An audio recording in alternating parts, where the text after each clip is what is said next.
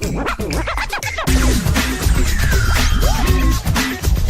everyone, this is Steve Good, and welcome back to the Coin Chat. Yuri, welcome back for another fun episode today. Thank you for having me, Steve. As always, it's an absolute pleasure, even though I'm in the middle of a snowstorm. Oh, and I'm having more nice weather actually, rather pleasant over here. Well, I'm completely jealous as usual. I'm sorry to hear that then. So today's interesting episode is called How Now DAO Cow. And I suspect people that don't know the term How Now Brown Cow, which is how you teach children a language, I thought I'd just mention that's where the name came from. We just played on words for this one. It was. I also thought you brought it up because of your love of tongue twisters. Well, no, because we talked about elephants in the last episode, so I thought we should stick to animals and stick to cows. And given that turkey coin's going to inevitably come up again, I better throw in a cow before the turkey takes over. Mm-hmm. Well, that's a good idea. Don't be dismissive. I'm not. Okay.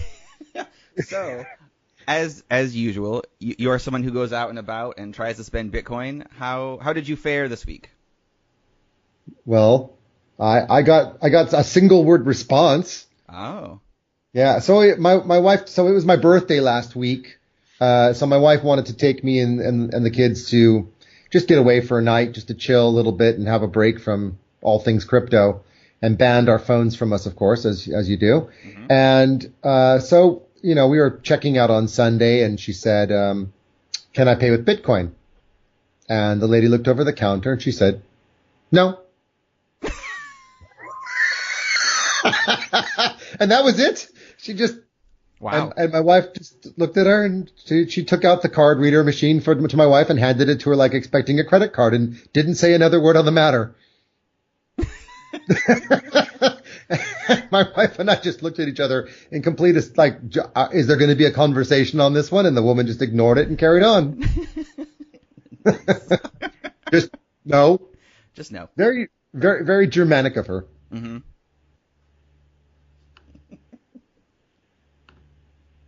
And you? I think you probably tried something. I did. I tried actually last night at a bar in Cambridge. And so I was waiting for some friends and got there early. And so I ordered a glass of wine and then asked the bartender while she was writing up my bill if I could pay in Bitcoin.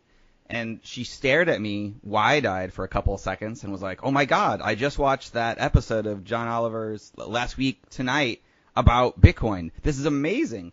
It's a great video, by the way. Yeah. Really good video, yeah. Yeah, he does a great job of explaining things. And she's like, "I wish I could, but I have no idea what any of that really means." I was like, okay. But fair enough. But that's cool, because at least, we've encountered two people then that basically just, in various ways, shut us down, but at least they knew, or seemed to know what it was. Mm-hmm. Yeah. Straight out no, suggested she knew something, and, Mine was like an enthusiastic no. Oh, so we got an enthusiastic and an absolutely awful no all in the same week. That's great. Well, that's great. It is. It's a start. One of these days we're going to get a yes, and then we're going to have to go out and buy some Bitcoin just so we can spend it. Exactly. The day we get a yes, we'll be like, Yuri, quick, can you send some Bitcoin to me? I've got to make a transaction over here. Right, exactly. No, it's going to take at least an hour to get to you because you know how it is on the Bitcoin network. Right. Ask them if they'll take Ethereum instead. That's our worst nightmare is when they say yes and we have to call each other and ask them to send some money to the other one, and it takes an hour and they're standing there waiting and twiddling their thumbs going like, "So are you actually going to pay us?" We're like, "Yes, but this is not the Lightning Network." Exactly. I'll be like, "Trust me, I sent it. Just trust me on that one. It's coming." Look, I could show you this really convoluted screen where you can check the blockchain and see how it's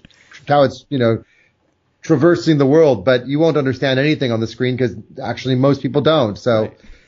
But we'll show you a screen that suggests something's really happening, and what's a confirmation doesn't matter. It'll be here in about an hour. Yeah, it'll be fine. It'll be fine. I'm sure restaurateurs or anybody trying to sell us things will love that phrase. Don't worry, money's on its way. You'll be fine. Just trust it. We need to come up with a slogan for that on one of these discussions. Turkey coin, it's on the way. It'll be fine. It's on the way. So in other news, I don't know if you saw this about Bank of America, but I mean, this is rather interesting, but they've now, all the banks around the world, they have to file various reports to their respective governments, to the financial institutions and bodies that they're regulated by. Mm-hmm. And Bank of America did something rather interesting recently, and they reported that cryptocurrency could represent a substantial threat to their business. And that's what they put in their annual filing that they've given to the Securities and Exchange Commission in the U.S. Wow. So, I guess that kind of suggests on the one hand, they recognize it's a growing trend. It's something that's not going away. But on the other hand, they don't have a strategy. Well, I mean, at least they're watching it. Well, I'm sure we could help them put together a strategy around their crypto. They just have to give us a call. But so that's kind of interesting. I really was surprised that Bank of America had done that. This was recent. It was I don't know the exact date. I think it was like toward the end of February. I spotted it. I just forgot to mention it. But it's relevant because it's interesting to see that banks are starting to recognize it's not just going away, but it's also a threat to their business, which is, I suppose, a positive reinforcement that crypto is not going away. It's going to continue, which is pretty cool. It means our podcast will be around a bit longer. Exactly. A few more months longer, which is great. Oh, well, come on. It's got to be more than a few more months. Few years longer. Now, on the flip side, moving over to Russia, this was rather funny. Makes you kind of wonder what's going on over in Russia, but the Ministry of Finance went ahead and legalized cryptocurrency trading. Mm-hmm.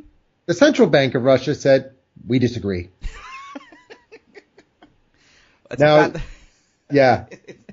It's good that they could talk like that and agree on things. That's nice. Yeah, well, it's probably Putin telling one of them to approve it and the other one to reject it so he can create a squabble internally.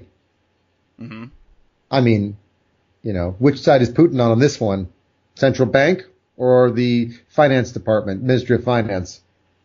Probably whatever side makes him richer. Well, I think both sides will make him richer, but,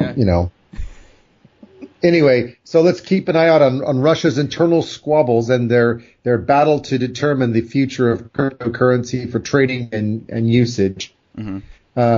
Which takes us to another part of the world, which is now Venezuela. I seem to just kind of be doing a world tour today. Yeah. And I'm going to go right back to Asia after this one. So, okay. The Petro coin, which was Venezuela's attempt at having a coin that's tied to a barrel of oil and other things, has been an absolute and total, would seem to be a flop. So, flop is a nice way to describe it. Yeah, I mean, I find it rather interesting that they went out of their way to ban. I mean, first of all, I feel sorry I feel very sad for what's happening in Venezuela because it's a tough economic situation there, and that people who were just trying to get by and had a bit of money to do anything that started mining Bitcoin were then basically told it's illegal and getting shut down and thrown in jail when there were no laws against it, and then the country goes off and tries to issue its own ICO. Mm-hmm. But what's moving on to something more, let's say, positive, was that inspired by Venezuelans Petro, Cambodia may issue a national cryptocurrency. Hey, all right. So I'm glad to see that the Petro has inspired others to greatness. Yeah. Definitely. Well, and I don't know if this is related to be inspired by that, but Berkeley, California is also going through the terms right now to issue their own cryptocurrency for their city, because it's having some issues with tax cuts and things. So one of the councilmen decided that they wanted to create a plan to do a cryptocurrency for their municipal bonds. Okay, so I mean, because Berkeley is like famous for the Berkeley Bears, right? Berkeley Bears. I don't know how I get that reference. The university. Is that the mascot of Berkeley? Yeah, so I was going to say maybe they're going to issue the bear coin. So we've got competition now. We do. The UC Berkeley Bears. I didn't know that. Huh. Yeah. That'd be great if they did. Bear coin, I like it. I think it's a great idea. If UC Berkeley is listening, they should call it the bear coin. Well, and there's various ways to spell it, so you could have very suggestive things going on with that poor bear. Gosh. Well, I mean, going back to your Bitcoin sexy from Turkey coin, I mean, we may as well call it the BARE coin. That's true. And then it's Bitcoin sexy versus the naked coin. And so speaking also of weird ways to spell Bitcoin, Steven Seagal is back in the news because he has joined a cryptocurrency and out of New Jersey, and they were recently sent a cease and desist by the Bureau of Securities. The company is called Bitcoin, so it's it's like Bitcoin with two I's, so Bitcoin 2 Gen is what the company is with called. With two I's or two O's? No, two I's. So it's it's not like Bootcoin or something. No. No, it's not Bitcoin. It's Bitcoin. Bitcoin 2 Gen. 2, the number 2, and Gen. It's bit and then CO and then two I's and then an N. Yeah. Bitcoin 2 or Gen. Bitcoin. Yes, but so they are 2 Bitcoin. That's really Bitcoin, a Bitcoin. Okay, well if they're listening, we'd love to know how you actually pronounce this. Definitely. And how so Steven Seagal was a brand ambassador apparently, and that's already a recipe. Flags. Yeah, there's the red flag that refers back to a previous episode. We talked about identifying ICO scams, and I think one of them that we talked about was Paris Hilton and other famous people backing crypto projects, and how usually when you get a famous person who knows nothing of the subject that's being launched is suddenly an ambassador or sponsor to the project, that's usually an indicator of disaster. Mm-hmm. So it was like an omen. It was. And Steven Seagal went from superhero to omen now. Oh, dear.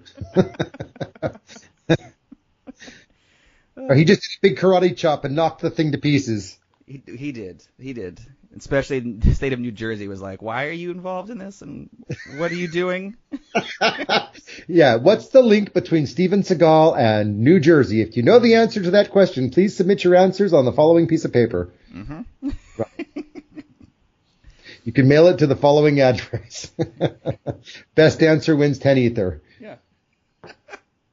Ooh, and lastly, have you heard about the cryptocurrency heater that was just been released? A cryptocurrency. So what does it do? It heats up the coins? It does. Well, it's from a company called Quarnot, and what's with you and these words we can't spell today? I know that's part of my goal, and even if we can, I couldn't pronounce them anyway. Quarnot. Quarnot. Quarnot. To quar or to quarnot? That is the question. Sorry, Shakespeare. It was very inappropriate. Poor guy. It's modernizing Shakespeare. I think it's okay. That's right. It's just modernized crypto Shakespeare by Steve Good and Yuri Cataldo. Exactly. Volume 17 will be out 7,000 pages. Oh no, but you can read it in a day because it's crypto. Yeah, exactly. We're going to make that faster that way. They basically put a ether mine in a very well designed heating box, basically. So you will be mining ether, and the energy from that will radiate heat into your apartment. And they also have another internal coil somewhere in there also. So if you're not getting enough heat from your mining rig, the heater itself will kick on. But it is very beautifully designed for $3,000. And how do they keep the mine cool? They don't go into details on that. Right. So it's great at generating heat, but of course, if it doesn't have good air circulation on the mine itself, then you end up with a overheated mine that collapses and crashes after. So that's probably why they're selling them for $3,000 with a guarantee of 6 weeks. Still, and then no, they didn't say how long they last for, obviously. No, they did not. But it's a very interesting looking design. Actually, we really ought to do an episode on all of the ridiculous punt products that have come out along the way. Mm-hmm. Just because there's just so many ridiculous things people are trying to come up with that are, I mean, as you know, we talked about in the previous episode or two. I have my own mine running here at home, which is just to play around and understand how the stuff works. But it's kicking off plenty of heat that I don't need to put a box around it. Well, then how will you show it off to your friends when they come over? I say, here, come look at my cage. And then they're really confused where I'm going with this conversation. Oh, this is why you don't have many friends. That's true. I know. I keep inviting people to come to my cage. Well, back at university, you invited them to see your fish tank. That's true. Hey, pretty girl, come and see my fish tank. And of course, that was the line back when. It shows how dates my my age a little bit there. But nowadays, you invite the girl to come and check out your mine. That's true. I wonder if that actually works for some people. What, to come and check out mine? Yeah, come and check out mine. Come on, check out mine. Yeah. I'll show you mine. So today's big question. It's a whole different tone of conversation now about yours versus mine. Yeah. Well, mine is hotter. That's all I know.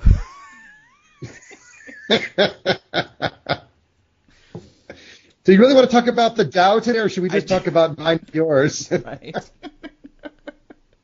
I feel like if we don't, we'll forever keep talking about mine and yours. So the DAO. Is it DAO? There's two parts. DAO, the DAO. So what's I know there's a few different versions of this. So please. There's one version, and then there's a coin that successfully failed. Excellent. Right. So the DAO itself actually is DAO, Decentralized Autonomous Organization. It's a term people use to refer to exactly that, creating an organization that's self-run without people being in it. Now, I did a little bit of research, and it's really interesting. I came across this, and I don't know if this is completely by coincidence or people were just playing with letters and said, let's come up with something creative. But you know that in Chinese you have Taoism or Taoism, which is one of like the religious or philosophical traditions that emphasizes living in harmony and working together. And that's what Taoism is, spelled sometimes with a D and sometimes with a T. And interestingly, when one acts in a manner out of sync with the natural rhythm that's going on within the philosophy or the religion, they will typically disrupt harmony and create unintended consequences. So I guess you know where I'm going with this conversation. I do. Yeah. So the DAO. So we'll just leave that out. We'll park that idea about unintended consequences. But so a DAO is basically it's run by a set of rules that run on smart contracts. And the whole idea is you can create a smart contract that will basically govern the process and then store the actual exchanges taking place. So you have no physical offices, there's no formal management structure, there's no regulation as such because there's no company, there's no officers, there's no directors. The smart contract itself will hold the voting dates, times, and deadlines and enforce all of it. And what happens is people can create their own proposals within a DAO to allow people to vote. And the smart contract will effectively execute based upon the voting and which way it goes. So depending on how people voted, if there's enough consensus, it goes one way or another. And you can define the percentages that will, of consensus that are required for a vote to pass. And everyone has voting rights. So the decision gets made on whether you pass consensus or whether there's enough votes to pass the particular bill, I suppose, if it were like a government. Mm-hmm. Is that also then like how it funds itself too through voting that way? No. I mean, it doesn't fund itself. This would be more of, let's just say that there was an initiative to spend some money, invest in some money in something, and one person put a proposal in to spend that money. Okay. Then everyone would have a right to choose whether they want that money invested or used to fund a project. And then, of course, someone else might put a proposal in, 2 years later that said, well, this project has been running. It's time to take some profits on this. I put a proposal in that says we should kill this thing now. And if they were to sell it, they would make money. So, In fact, that's the DAO, not DAO, but the DAO, which was a coin that launched back in not long ago, but 2016, was actually designed around that principle of being a fund to, use the money for businesses and enterprises to help them, like a venture capital project of some sort. Okay. And so this is kind of, it's kind of a sad story actually, because the DAO had raised $150 million worth of Ethereum. It was a coin that was on the Ethereum network. So Ethereum was the smart contract platform. They created the DAO coin. And the goal was to, use the funds to help fund businesses and to develop them. Much like I said about DAO as a principle, it was a stateless organization, so it wasn't domiciled anywhere, had no obvious regulations from governments, which of course also sometimes has problems because, if something goes wrong and there's no one there to state what's right or wrong, then, that can have issues sometimes. Mm-hmm. But that's how they set it up. And they did a crowdfunding in May of 2016. They had 11,000 investors, which is, a pretty decent amount. And the interesting thing was that the DAO had attracted 14% of all of the Ether globally at the time in terms of how much Ether had been mined. Wow. 14% of all of the global Ether was sitting in the DAO. And there was nobody that had more than 4% of the total funds. So it was a very, very nicely distributed group of investors all putting money into this project. Mm-hmm. But then something bad struck. And it's the thing I mentioned earlier about you have rhythm and then something disrupts harmony and creates unintended consequences. And what happened was that there was a vulnerability that was identified in the DAO smart contract setup. And, nowadays when people do smart contracts, they normally get everything audited before they put it out there. But I guess either they didn't audit it or they just didn't audit it very well. So, there's not a lot of detail published about the exacts, at least if there is, it's too technical for me to get to all of the detail of understanding what was wrong with it. But something was wrong with it having to do with a recursive command. Mm-hmm. And the community had identified it and published publicly that this thing was a problem. And so various people in the community started to fix it. But within a month, by June of 2016, someone had decided to take it upon themselves to take advantage of that vulnerability and hack the DAO and steal $50 million worth of Ethereum, or a third of all of the investments. Wow.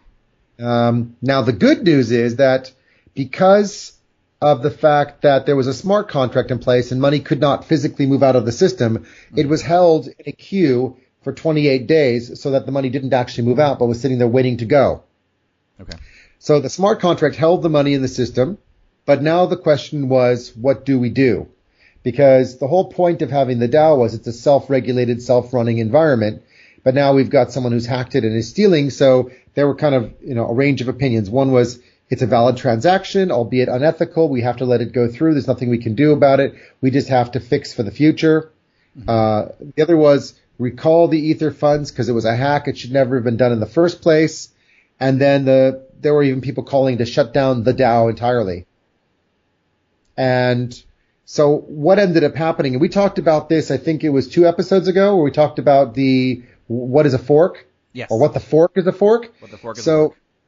So in fact, what ended up happening was that the Ethereum community acted in July of 2016, so right before the smart contract had run through, and they had enough consensus across the community that they decided to roll back nearly all the previous transactions that were held in that smart contract to prevent the loss of, $50 million worth of Ether. Mm-hmm.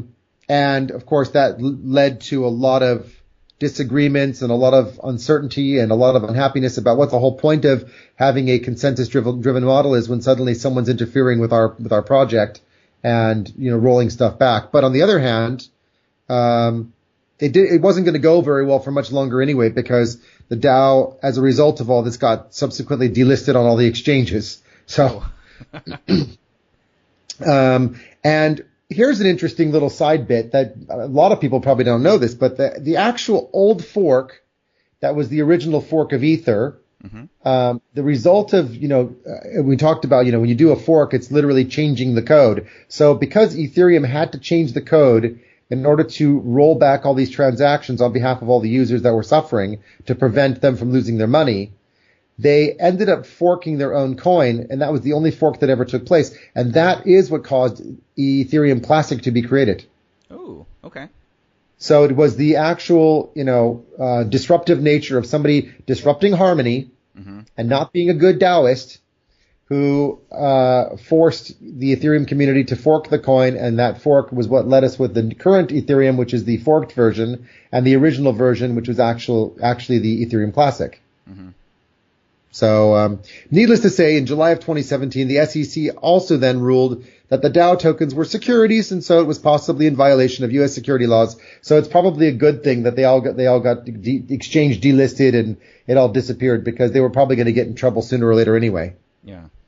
But there are a few other DAO projects out there like Dash and Digix DAO, I should say, Digix DAO. Wow, that's easy to say that. Yeah. Which are probably the most well-known, where there's still a consensus-driven model where people have to vote to make decisions on how the project runs. But, that's the DAO story. Well, that's a very interesting DAO story. I had no idea on that one. How now brown DAO? No, how now DAO Cow?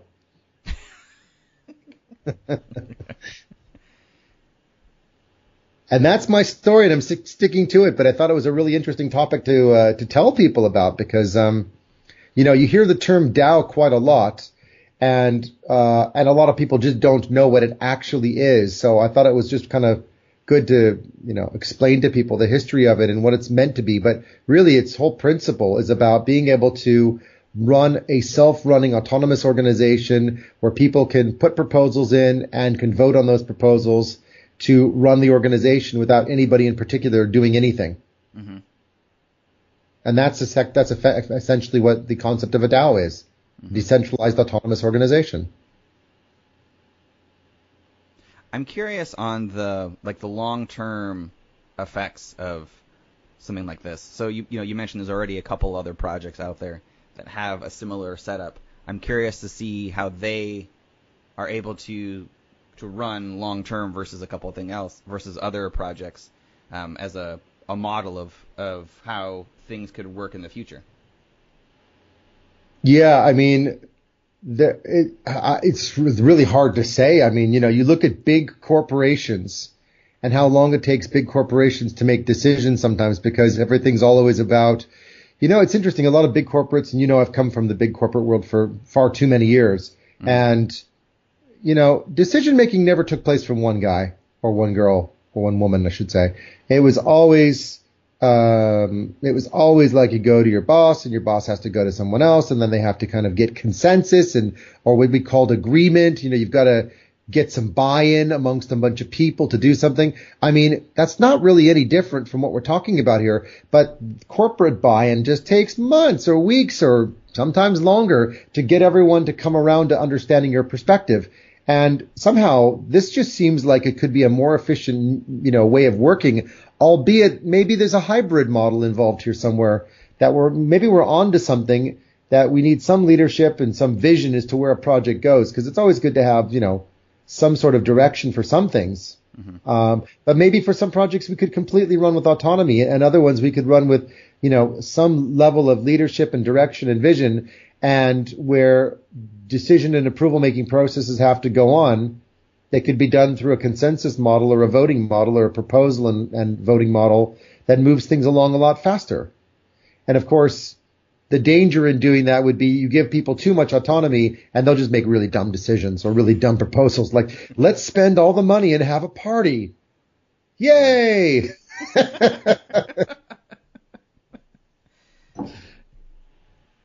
Or more inappropriate things like having a bear coin. Right. Or just buying a bunch of random stuff. Like, we'll use all the money and we'll buy ourselves a yacht. Lambos, yeah, mm-hmm. With Bitcoin. With Bitcoin on them. Very inconspicuous.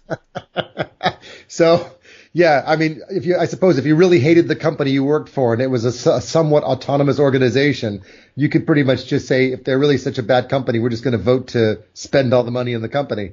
Yeah. So I can't imagine you'd have a DAO that's a publicly traded company, because that would probably be somewhat asynchronous. Mm-hmm.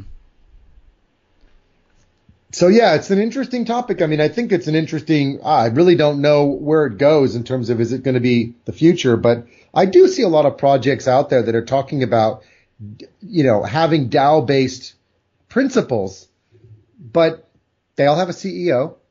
And they have a COO, and they have a head of finance, and they're still small, startup ICOs that have a management structure and talk about having a DAO.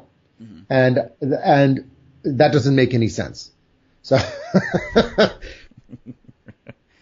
I would challenge the ICOs out there that are doing that to try to, make themselves clearly DAO if they really want to be DAO, and make sure it's clear that the group consensus around the direction of the project is X, but we're going to open this up to a wider audience of people to put proposals in about the future direction of the project once the coins are out there. So sure, that's a possible direction and outcome projects could take.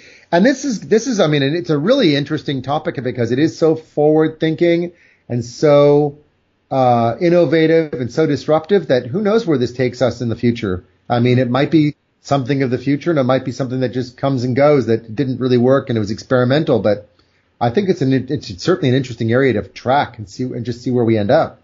Mm-hmm. Definitely. So yeah, that's really all I had to say on the DAO topic today. I mean, anything else you wanted to talk about, Turkey Coin or other? I mean, I always like talking about Turkey Coin, but we have some developments that we're working on right now, and I want to save those for another time. Well, okay. How's your tweeting going on? I mean, not that Turkey's tweet, but maybe we need to have a new thing called gobble.com so we can have turkeys that are gobbling rather than tweeting. But they should. My tweeting isn't going as well. I have started following a bunch of companies and kind of chatting at them a little bit. So we'll see how that goes. But I've got a great idea for you, Yuri, and I'm sure our listeners will just love this one or not. Mm-hmm. But Facebook has been very aggressive about trying to reduce advertising on its pages around ICOs and related topics. Mm-hmm. There have been some rumors swirling around about what Twitter might do. But if you can't tweet, then maybe we definitely need to launch a gobble.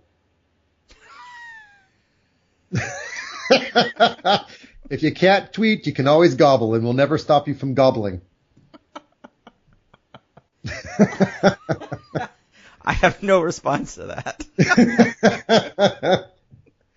Well, I mean, if you can't tweet, you got to do something. So what are we going to do? We're going to gobble. We got to give people an alternative. So have you gobbled that today? I haven't, but I'm going to have to gobble it today. Yeah. Share, like, subscribe, and gobble. I'm just sitting here holding back laughter because I really don't know how I've come up with this weird wackiness. I'm not sure either. It must be one of those. It's one of those fun days. Yeah, it's called. I didn't get a lot of sleep last night because my little one's got a fever and kept both of us up all night. So that's life, He's sick, he'll get better, but yeah, lack of sleep does great things for the brain. It makes you go a bit psychedelic and come up with really strange and ridiculous things to talk about. It does. It adds a little spice to our conversation, which I always appreciate. Absolutely. And if anybody didn't realize it, it was 2 episodes ago when we talked about what the fork is a fork, that in that episode, at the end of the outro, Yuri had a little special clip. So if you haven't heard that clip, to all of our listeners, go and have a listen again. Just to the very end, there's a little funny outtake that's on there, which was, to my surprise, rather amusing and funny because I didn't realize he had still kept recording. And I shared some funny stories, and he left them in. Thank you, Yuri, for that. You're welcome. I like to hide some Easter eggs and some gems at the very end. So you have to listen to after the outro to hear some Easter eggs. It's another good idea that we may have to drop some Easter eggs into one of our future episodes, seeing that Easter is not too far around the corner, and we've got to have something for our listeners to gobble up.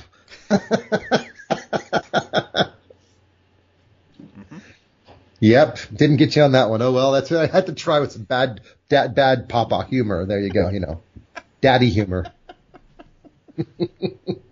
Have you had enough of me today? I'm good, but I think our listeners may. I'm sorry, listeners. I know it's been a bit of a silly, punchy day, but we have to try to keep these things light and fun, and sometimes it just takes us down the path that's least resistance, and there was no resistance down this one, so we just kept on going. Mm-hmm. But so for future episodes, I did meet a very fascinating person who works in the AI space, and so I've been chatting with him about interviewing him for a future episode. So we'll start pulling in some smart data scientists and others to talk about what's possible and what's coming around the corner, who have firsthand experience working in these different areas. That's very cool. Yeah, that's great. Well, bring him in. Haul him in. Sounds good. Well, thank you everyone for listening today. It's been a lot of fun, a lot of unusual discussions or not so unusual discussions. To the moon. Until next week.